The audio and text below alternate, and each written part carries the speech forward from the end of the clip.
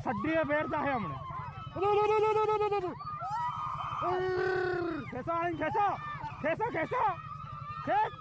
खेस आलिन खेस खेस खेस आलिन बराबर है वीडियो भर ना बराबर है बराबर है बाहर जाओ बराबर है बराबर है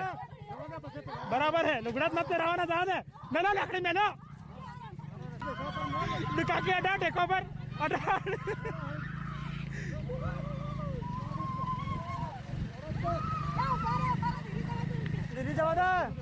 दौड़ाओ आलिन दौड़ाओ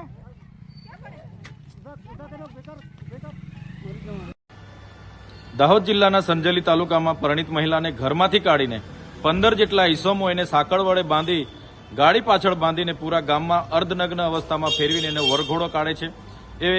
વાતને જાણીને ઘણું દુઃખ થયું છે। આ ઘટનાને અમે સખત શબ્દોમાં વખોડી કાઢીએ છીએ। સાથે સાથે અમે એટલા દુઃખી થયા છે કે આટલા મોટા ગામમાં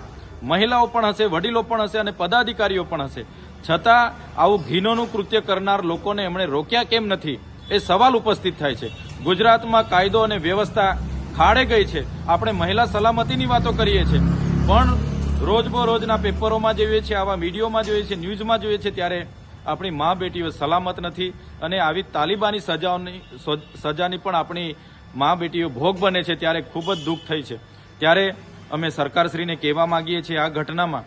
જે પણ લોકો સંકળાયેલા હોય એની તટસ્થ તપાસ કરવામાં આવે અને એ ઘટનામાં જે પણ જવાબદારો હશે એના પર કાયદેસરની કાર્યવાહી કરીને ફાસ્ટેગ કોર્ટમાં એક કેસ ચલાવીને એવો કડક દાખલો બેસાડવામાં આવે કે આવી માનસિકતા ધરાવનારા લોકો ફરી કોઈ આવું કૃત્ય ના કરે એ અમે માંગ કરીએ છીએ।